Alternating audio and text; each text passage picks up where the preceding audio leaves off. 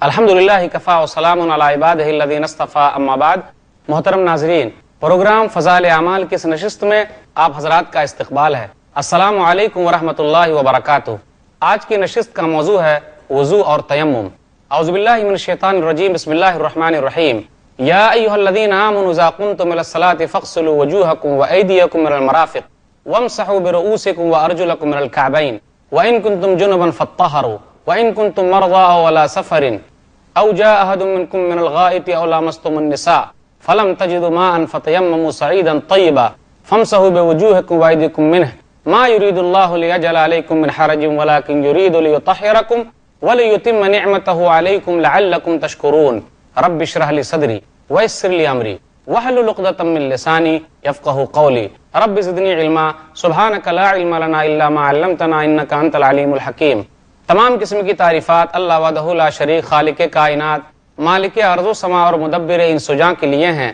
اس کے بعد بے شمار درود و سلام نازل ہو جناب محمد رسول اللہ صلی اللہ علیہ وسلم پر کہ اللہ رب العالمین نے انہیں رحمت للعالمین بنا کر بھیجا۔ اللہم صلی علی محمد وعلی آل محمد کما صلیت علی ابراہیم وعلی آل ابراہیم انک حمید مجید۔ اللہم بارک علی محمد وعلی آل محمد کما بارکت علی ابراہیم وعلی آل ابراہیم انک حمید مجید۔ ناظرین کرام، میں نے سورہ مائدہ سورہ نمبر 5 کی آیت نمبر 6 آپ کے سامنے پڑھی ہے۔ اس مناسبت سے میں وضو اور تیمم کے تعلق سے چند باتیں آپ کے سامنے رکھنے کی سعادت حاصل کر رہا ہوں۔ اللہ تعالیٰ سے دعا ہے کہ اللہ تعالیٰ ہم لوگوں کو کتاب و سنت پر چلنے کی توفیق دے، کتاب و سنت کے حساب سے وضو اور تیمم کرنے کی توفیق دے، آمین۔ ناظرین کرام، اسلام کا ایک اہم رکن نماز ہے۔ نماز کے لیے ضروری ہے کہ آدمی وضو کرے، آدمی پاکی حاصل کرے۔ اسلام نے کس طریقے سے ابھارا ہے کہ آدمی اگر وضو سے نہیں ہے تو جب نماز کے لیے آئے تو وضو کرے، اور اگر آدمی وضو سے ہے پھر بھی نماز کے لیے آئے تو ترغیب دلاتے ہوئے کہا کہ دوبارہ وضو کرے۔ اسلام نے ان چیزوں کی رغبت کیوں دلائی ہے؟ اسلام نے وضو کرنے کے لیے کیوں کہا ہے؟ یہ اس لیے کہا ہے کہ آدمی جسم کی صفائی کے ساتھ ساتھ روح کی بھی صفائی کرے۔ ہم اور آپ اچھی طریقے سے جانتے ہیں کہ جس طریقے سے نماز کے لیے ضروری ہے جہاں ہم نماز ادا کر رہے ہیں وہ جگہ صاف ہو، ہم جس لباس میں نماز ادا کر رہے ہیں وہ لباس صاف ہو، اسی طرح ضروری ہے کہ ہمارا جسم بھی صاف ہو، ہمارا جسم بھی پاک ہو۔ اور یہ تمام کام کرنے کا مقصد اللہ تعالیٰ کا یہ نہیں ہے کہ اللہ تعالیٰ ہمیں حرج میں ڈال دے، ہمیں تکلیف میں ڈالے، بلکہ اللہ تعالیٰ تو یہ کہتا ہے، یہ تمام کام کا مقصد یہ ہے کہ اللہ تعالیٰ اپنی نعمتیں تم پر پوری کر دے تاکہ تم اللہ کے شکر گزار بندے بن جاؤ۔ ناظرین، یہ ہم اچھی طریقے سے جانتے ہیں کہ وضو کی بڑی اہمیت ہے، بغیر وضو کے نماز قبول نہیں ہوگی۔ نبی صلی اللہ علیہ وسلم نے ارشاد فرمایا، صحیح مسلم کتاب الطہارہ کتاب نمبر 2 حدیث نمبر 225، نبی صلی اللہ علیہ وسلم نے کہا، لا تقبل صلاة احدکم اذا احدث حتی یتوضا، تم میں سے کسی بھی آدمی کی نماز قبول نہیں ہوگی جب اس سے ہوا خارج ہو جائے یا پیشاب پخانہ نکلے، جب تک وہ وضو نہ کر لے۔ اگر ہوا خارج ہو گئی ہے، پیشاب پخانہ ہوا ہے، منی کا خروج ہوا ہے، مزی کا خروج ہوا ہے، تو جب ہم نماز پڑھنا چاہتے ہیں تو ہمارے لیے ضروری ہے کہ وضو کریں، اور منی کے خروج کے لیے ضروری ہے کہ ہم غسل کریں۔ احتلام ہو گیا ہے تو غسل کریں۔ نماز کے لیے آنا چاہتے ہیں تو ضروری ہے کہ ہم وضو کریں، اور وضو کی اہمیت بہت زیادہ ہے، اس کے بغیر نماز قبول نہیں ہوگی۔ وضو کی فضیلت کا کیا کہنا، ہم اس کو معمولی نہ سمجھے، بڑی فضیلت کی چیز ہے، کیونکہ یہ فضائل اعمال میں یہ چیزیں ذکر کی جا رہی ہے، بڑی فضیلت کی چیز ہے۔ ہم اور آپ اگر نماز کے لیے وضو کرتے ہیں تو کیا کہنا۔ افسوس کی بات تو یہ ہے کہ بہت سارے لوگ جب نماز ہی نہیں پڑھتے تو وضو کیا کریں گے۔ اسلام نے ہر چیز کے اندر فضیلت رکھی ہے اور ہر چیز پر ابھارا ہے۔ نبی صلی اللہ علیہ وسلم نے کہا، صحیح مسلم کتاب الطہارہ کتاب نمبر 2 حدیث نمبر 244، کہ آدمی بھی جب وضو کرنے کے لیے بیٹھتا ہے اور اپنا چہرہ دھوتا ہے، اس کے چہرے کے ساتھ ساتھ جب پانی کا آخری قطرہ گرتا ہے تو گناہ اس سے جھڑتا جاتا ہے، مع الماء اور آخر قطر الماء۔ نبی صلی اللہ علیہ وسلم نے آگے کہا، آدمی اگر ہاتھ دھوتا ہے تو اس کی فضیلت کا کیا کہنا، ہاتھ کا پانی کا جو آخری قطرہ گرا، مع الماء اور مع آخر قطر الماء، آدمی کے گناہ جھڑ گئے، آدمی کے گناہ ختم ہو گئے۔ نبی صلی اللہ علیہ وسلم نے ارشاد فرمایا اسی طرح جب آدمی پاؤں دھوتا ہے تو کیا ہوتا ہے، مع الماء او ما آخر قطر الماء، فضیلت کا کیا کہنا کہ اس کے آخری قطرے کے ساتھ ساتھ جو پانی کا آخری قطرہ نکلا اس کے گناہ ختم ہوتے جاتے ہیں، یہاں تک کہ وہ تمام گناہوں سے پاک و صاف ہو جاتا ہے۔ تو وضو کرنے کی فضیلت اتنی زیادہ ہے، نبی صلی اللہ علیہ وسلم نے کہا حتی یخرج نقیا من الذنوب، یہاں تک کہ وہ تمام گناہوں سے پاک ہو جاتا ہے۔ آدمی وضو کرتے ہی گناہوں سے پاک ہو گیا۔ کیا کہنا اس کی فضیلت کا؟ نبی صلی اللہ علیہ وسلم نے ارشاد فرمایا، صحیح مسلم کتاب الطہارہ کتاب نمبر 2 حدیث نمبر 246، نبی صلی اللہ علیہ وسلم نے کہا ان امتی یاتون یوم القیامہ غرا محجلین من اثر الوضوء فمن استطاع منکم ان یطیل غرته فلیفعل، یعنی وضو کی فضیلت بیان کرتے ہوئے نبی صلی اللہ علیہ وسلم نے کہا میری امت کے لوگ قیامت کے دن آئیں گے اور ان کے چہرے چمک رہے ہوں گے، ان کی پیشانی چمک رہی ہوگی، کیوں؟ وضو کے نشانات کی وجہ سے۔ تم میں کا کوئی بھی آدمی چاہتا ہے کہ ان کی پیشانی چمکے، ضروری ہے اس کے لیے کہ وہ اچھی طریقے سے وضو کرے۔ اب غور کیجئے اس حدیث پر، پھر اپنا جائزہ لیجئے، کیا ہم اور آپ اچھی طریقے سے وضو کرتے ہیں؟ غور کیجئے اس حدیث پر، کیا ہم نماز کے لیے وضو کر رہے ہیں؟ نماز ہی نہیں پڑھتے تو وضو کیا کریں گے؟ غور کیجئے ہماری بدنصیبی کا کیا کہنا، ان کی بدنصیبی کا کیا کہنا کہ قیامت کے دن ہمارے لیے کوئی نشانی نہیں ہے، پھر کیسے نبی صلی اللہ علیہ وسلم ہمیں پہچان سکیں گے؟ ضروری ہے ہمارے لیے کہ ہم وضو کریں اور سنت کے حساب سے وضو کریں، تو یہ ہمارے نشانات جو ہمارے چہروں پر ہوں گے، پٹھوں پر ہوں گے، قیامت کے دن نبی صلی اللہ علیہ وسلم دیکھیں گے اور ہمیں پہچان لیں گے یہ ہمارا فلاں امتی ہے، یہ نمازی امتی ہے۔ اس لیے معمولی نہ سمجھیے، وضو کرنا بہت اہم ہے، نماز کے لیے آنا بہت اہم ہے، کوشش کیجئے، اللہ تعالیٰ سے مدد مانگیے۔ وضو کا طریقہ کیا ہے؟ نبی صلی اللہ علیہ وسلم نے ہمیں کون سا طریقہ سکھایا ہے؟ عثمان بن عفان رضی اللہ تعالیٰ عنہ جو ہمارے تیسرے خلیفہ ہیں، انہوں نے ایک مرتبہ پانی منگایا اور وضو اس طریقے سے کیا۔ صحیح مسلم کتاب الطہارہ کتاب نمبر 2 حدیث نمبر 226۔ پہلے یہ ہے کہ آدمی نیت کرے کہ وضو کرنے جا رہا ہے۔ نیت دل کے ارادے کا نام ہے، زبان سے کہنا نبی صلی اللہ علیہ وسلم سے ثابت نہیں ہے۔ دوسری چیز یہ ہے کہ آدمی بسم اللہ کہے، بسم اللہ سے وضو شروع کرے۔ سنن نسائی کی حدیث ہے کتاب الطہارہ کتاب نمبر 1 حدیث نمبر 78۔ اب تیسری چیز یہ ہے وضو میں کہ آدمی پہلے اپنے دونوں ہتھیلی کو 3 بار دھوئے، اس کے بعد آدمی 3 بار کلی کرے، اس کے بعد آدمی ناک میں پانی ڈالے، اس کے بعد آدمی اپنے چہرے کو 3 مرتبہ دھوئے۔ وہ کیا؟ اوپری حصے سے نیچے حصے تک، اوپر کے سر کے بال سے لے کر داڑھی کے کنارے تک، پھر اس کان سے لے کر اس کان تک آدمی پورے چہرے کو 3 مرتبہ دھوئے۔ اس کے بعد آدمی اپنے دائیں ہاتھ کو کوہنی سمیت 3 مرتبہ دھوئے، پھر اسی طرح آدمی اپنے بائیں ہاتھ کو کوہنی سمیت 3 مرتبہ دھوئے، پھر اس کے بعد اپنے سر کا مسح کرے۔ سر کا مسح کیا؟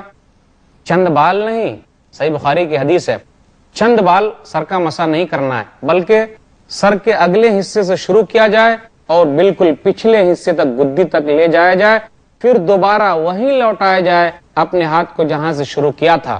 تو یہ سر کا مسح ہے۔ اس کے لیے پانی لے کر تھوڑا سا پھینکنے کی ضرورت ہے اور مسح کرنا ہے۔ اس کے بعد آدمی کان کا مسح کرے، اندرونی حصے کا بھی مسح کرے اور اس کے بعد اوپری حصے کا بھی مسح کرے۔ کان میں اس طریقے سے ڈالے اور اوپری حصہ کو اس طرح کرے۔ یہ 1 مرتبہ مسح کرنا ہے، سر کا بھی 1 مرتبہ مسح کرنا ہے اور کان کا بھی 1 مرتبہ مسح کرنا ہے۔ اس حدیث کے اندر یا کسی بھی حدیث کے اندر آپ یہ نہیں لا سکتے کہ جس میں نبی صلی اللہ علیہ وسلم نے گردن کا مسح کیا ہو۔ نبی صلی اللہ علیہ وسلم سے کوئی حدیث اس طریقے کی ثابت نہیں ہے۔ اس کے بعد اپنے دائیں پاؤں کو 3 مرتبہ دھوئے، ٹخنے کے اوپر تک دھوئے، پھر اسی طرح آدمی اپنے بائیں پاؤں کو 3 مرتبہ دھوئے۔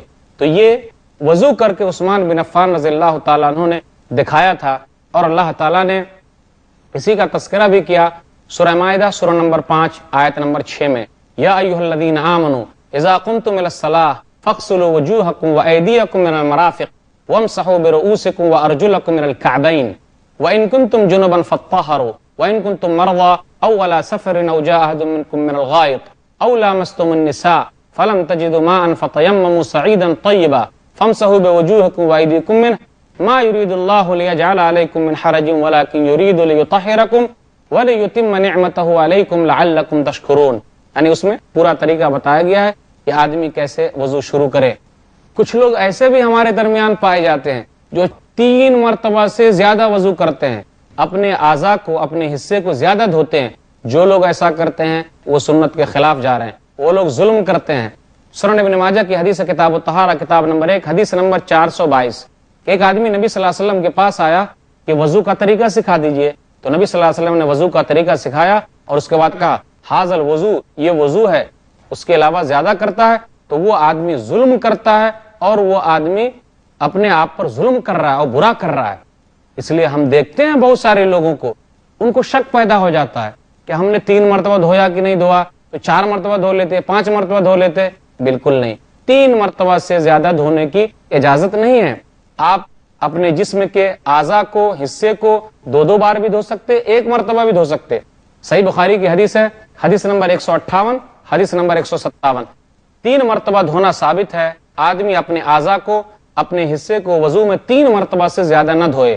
اگر آدمی 1 مرتبہ ہی اپنا پورا ہاتھ دھوتا ہے کوئی حرج کی بات نہیں، 2 مرتبہ دھوتا ہے کوئی حرج کی بات نہیں، 3 مرتبہ دھوتا ہے اور اچھی چیز ہے یہ. لیکن 3 مرتبہ سے زیادہ وضو میں اپنے ہاتھ پیر کو اور کسی بھی حصے کو نہ دھوئے. اس لیے لوگوں کو احتیاط کرنا چاہیے. جو لوگ شک کے دائرے میں ہیں ان کو یقین پیدا کرنا چاہیے میں نے 3 مرتبہ ہی دھویا ہے، زیادہ وہ پانی کا استعمال نہ کرے. اگر ہم وضو کر چکے ہیں تو ہمارے لیے ضروری ہے کہ ہم دعا پڑھ لیں. کون سی دعا ہے وہ؟ نبی صلی اللہ علیہ وسلم نے ارشاد فرمایا، سنن ترمذی کتاب الطہارہ کتاب نمبر 1 حدیث نمبر 55، من توضأ فاحسن الوضوء، جس آدمی نے وضو کیا اور اچھی طریقے سے وضو کیا تو اس کو چاہیے کہ وہ یہ دعا پڑھے. کون سی دعا ہے؟ اشہد ان لا الہ الا اللہ وحدہ لا شریک لہ واشہد ان محمدا عبدہ ورسولہ اللہم اجعلنی من التوابین واجعلنی من المتطہرین فتحت لہ ثمانیۃ ابواب الجنہ. جس آدمی نے یہ دعا کو پڑھ لی اس کے لیے کتنی بڑی فضیلت ہے. فضائل کے باب میں یہ چیز بیان کی جا رہی ہے، اس کے لیے جنت کے 8 دروازے کھول دیے جاتے ہیں. اللہ اکبر، کتنا بڑا مقام ہے وضو کرنے کا، اور وضو کرنے کے بعد یہ دعا پڑھنے کا کہ جنت کے 8 دروازے کھول دیے گئے. نبی صلی اللہ علیہ وسلم نے ہمیں رغبت دلائی ہے کہ ہم وضو میں پانی کم استعمال کریں، غسل کرنے میں پانی کم استعمال کریں. ہم لوگ بہت زیادہ پانی وضو میں برباد کرتے ہیں، غسل کرنے میں پانی برباد کرتے ہیں. نبی صلی اللہ علیہ وسلم نے منع کیا ہے. صحیح مسلم کتاب الطہارہ کتاب نمبر 2 حدیث نمبر 325، نبی صلی اللہ علیہ وسلم آدھے لیٹر سے کم میں وضو کر لیتے تھے اور 3 لیٹر تک میں غسل کر لیتے تھے. آج ہم کتنے لیٹر پانی برباد کر دیتے ہیں، اس لیے ہمیں احتیاط کرنا چاہیے. نبی صلی اللہ علیہ وسلم نے وضو کرنے سے پہلے مسواک کرنے کی ترغیب دلائی ہے. صحیح مسلم کتاب الطہارہ کتاب نمبر 2 حدیث نمبر 252، لولا ان اشق علی امتی لامرتهم بالسواک عند کل صلاۃ، کہ اگر میں اپنی امتی پر تکلیف محسوس نہ کرتا تو انہیں ہر نماز کے وقت مسواک کرنے کا حکم دیتا. تو یہ مسواک کی بھی بڑی فضیلت ہے کہ آدمی اس کی کوشش کرے. نبی صلی اللہ علیہ وسلم نے یہاں تک کہا کہ اگر آدمی روزے سے نہیں ہے تو ناک میں خوب اچھی طریقے سے پانی ڈالے. سنن ابی داؤد کتاب الطہارہ کتاب نمبر 1 حدیث نمبر 142، وبالغ فی الاستنشاق الا ان تکون صائما، کہ تم اچھے طریقے سے ناک میں پانی ڈالو اگر روزے سے نہیں ہو، اور اگر روزے سے ہیں تو خوب اچھی طرح سے تیز ناک میں پانی نہ ڈالے. نبی صلی اللہ علیہ وسلم نے ارشاد فرمایا کہ آدمی پورے سر کا مسح کرے، شروع حصے سے شروع کرے اور آخر تک پہنچائے. صحیح بخاری کی حدیث ہے، حدیث نمبر 185. اور بھی وضو کے تعلق سے بہت ساری باتیں ہیں. اب ہم ذرا غور کریں کہ ہمارا وضو کس سے ٹوٹ جائے گا اور ہمارا وضو کس سے نہیں ٹوٹے گا. یاد رکھیے، وضو کرتے وقت ہمارا کوئی بھی حصہ ایسا نہ ہو کہ وہ پورا بھیگا نہ ہو، بلکہ تمام کو اچھی طریقے سے بھگانا ہے. کوئی بھی حصہ چھوٹا ہوا نہیں رہنا چاہیے. وضو کے تمام اعضاء اچھی طریقے سے دھوئے جائیں. صحیح مسلم کتاب الطہارہ کتاب نمبر 2 حدیث نمبر 242، ویل للعقاب من النار، تو نبی نے کہا یہ حصہ جہنم میں جلے گا. اب ہم ذرا غور کریں کون سی چیز اگر ہم کر لیتے ہیں تو وضو جو ہے نہیں ٹوٹے گا. اگر ایسا ہو جائے، آدمی کو اگر شک ہو گیا ہے تو اس کو یقین میں تبدیل کرے.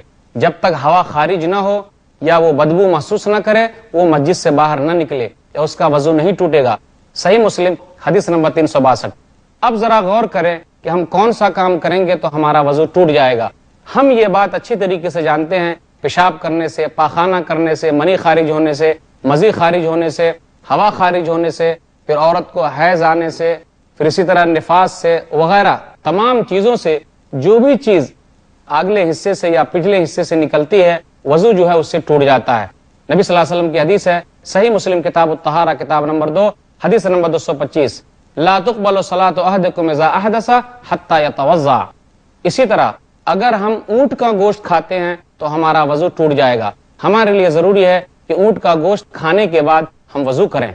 نبی صلی اللہ علیہ وسلم کے پاس ایک آدمی آیا تھا مسئلہ پوچھنے کے لیے کہ اگر ہم اونٹ کا گوشت کھاتے ہیں تو کیا؟ تو آپ نے کہا اس کے لیے وضو کرو، صحیح مسلم حدیث نمبر 360۔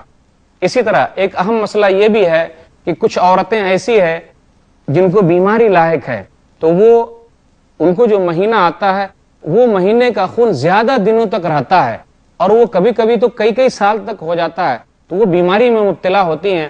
تو ایسی عورت کے لیے یہ مسئلہ ہے کہ وہ ہر جو عام عادت ہے اس کا مہینہ آنے کا، تو اس کو شمار کر کے پھر دوبارہ جو چیزیں ہیں اس کے بعد والے دنوں میں وہ وضو کرے، ہر نماز کے لیے وضو کرے اور نماز پڑھے۔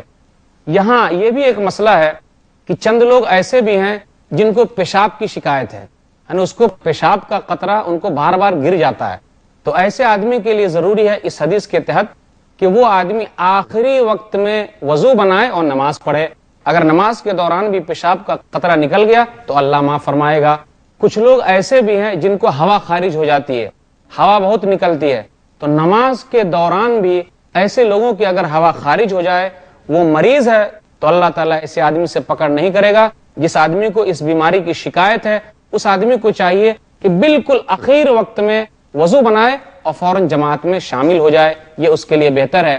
ایک حدیث ہے سنن ابو داؤد حدیث نمبر 286، نبی صلی اللہ علیہ وسلم نے ایک عورت سے کہا تھا جو فاطمہ بنت ابی حبیش ہے، فَإِذَا كَانَ الْآخِرُ فَتَوَضَّئِ وَصَلِّ فَإِنَّمَا هُوَ عِرْقٌ، کہ تم جانتی ہو حیض کا خون کیا ہوتا ہے، وہ کالا ہوتا ہے۔ پھر اس کے علاوہ جو خون آئے اس کے بارے میں اچھی طریقے سے جانتی ہو، اگر حیض کا خون آئے تو رک جانا، نماز نہ پڑھنا۔ پھر اس کے علاوہ اگر خون جاری رہتا ہے تو اس کے لیے وضو کرو اور نماز پڑھو، کیونکہ یہ بیماری ہے۔ تو اس طریقے کی جو بیماری میں لوگ شامل ہیں اس کے لیے ضروری ہے کہ وہ نماز کے وقت وضو کر لیں اور نماز پڑھیں۔ اسی طرح کوئی آدمی سو گیا تو اس کا وضو ٹوٹ گیا، اسی طرح اگر کوئی آدمی بے ہوش ہو گیا تو اس کا وضو ٹوٹ گیا۔ اسی طرح اگر کسی آدمی نے اپنی شرمگاہ کو ہاتھ لگا لی بغیر کسی کپڑے کے نچلے حصے سے، اگر ہاتھ لگ گئے اس کی شرمگاہ کو تو وضو ٹوٹ جائے گا۔ اگر کپڑے کے اوپر سے شرمگاہ کو ہاتھ لگی تو وضو نہیں ٹوٹے گا۔ مسند احمد کی حدیث ہے جلد نمبر 2 صفحہ نمبر 333، من افضا بیدہ الی ذکرہ لیس دونہ ستر فقد وجب علیہ الوضوء، کہ جب تم میں کا کوئی آدمی اپنی شرمگاہ کو ہاتھ لگا لے یا اس کا ہاتھ لگ جائے اور بیچ میں کوئی پردہ حائل نہ ہو تو اس کے اوپر وضو ہے۔ تو وضو کے تعلق سے یہ چند باتیں تھی۔ اب میں آپ کے سامنے تیمم کے تعلق سے چند باتیں رکھنا چاہتا ہوں۔ تیمم کے بارے میں یہ بات ہے جو نبی صلی اللہ علیہ وسلم نے بیان فرمائی ہے کہ اگر پانی ہمارے پاس موجود نہیں ہے تو ہم مٹی سے کس طریقے سے پاکی حاصل کریں گے اور تیمم کریں گے۔ آدمی کو پانی نہ ملے تو جب تک پانی نہ ملے اور پانی میسر نہ ہو تو وہ پاک مٹی پر تیمم کر سکتا ہے۔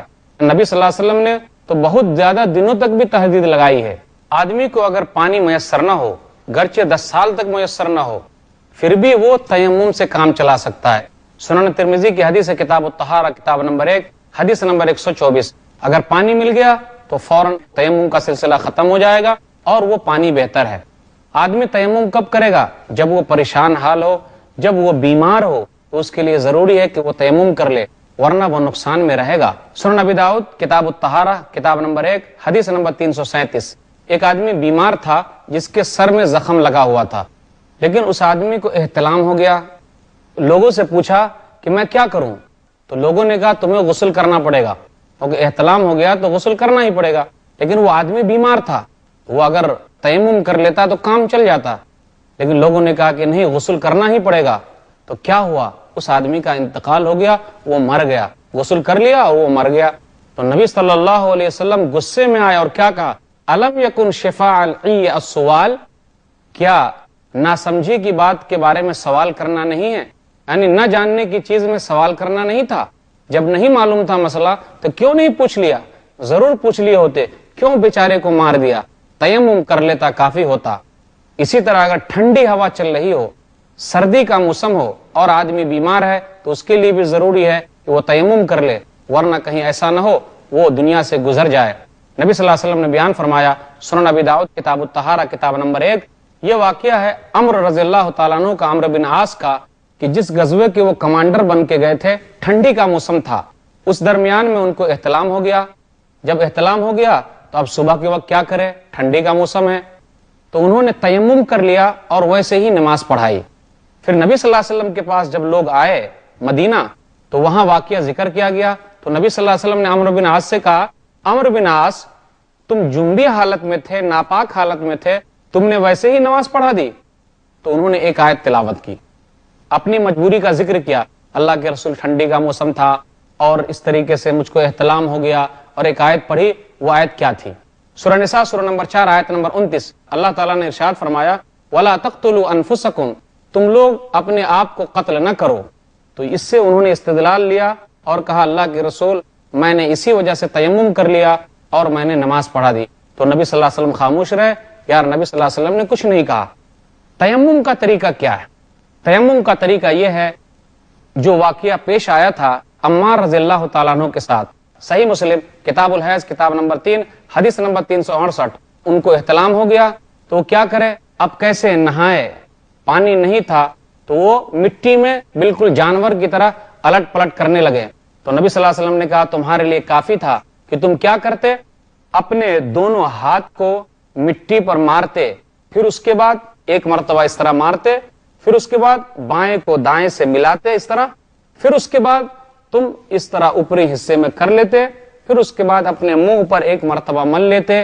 یہ تیمم ہے، اور یہ غسل کی طرف سے بھی کافی ہے اور یہ وضو کی طرف سے بھی کافی ہے۔ اگر پانی نہ ملے تو تمہیں ایسا کرنا چاہیے تھا۔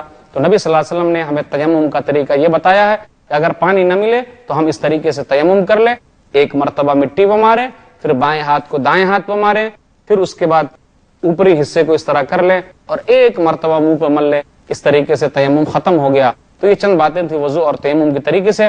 اللہ تعالیٰ سے دعا ہے کہ اللہ تعالیٰ ہم لوگوں کو سنت کے مطابق وضو کرنے کی اور تیمم کرنے کی توفیق دے، آمین۔ وآخر دعوانا الحمدللہ رب العالمین، وصلی اللہ علی نبینا محمد وآلہ وصحبہ اجمعین، والسلام علیکم ورحمۃ اللہ وبرکاتہ۔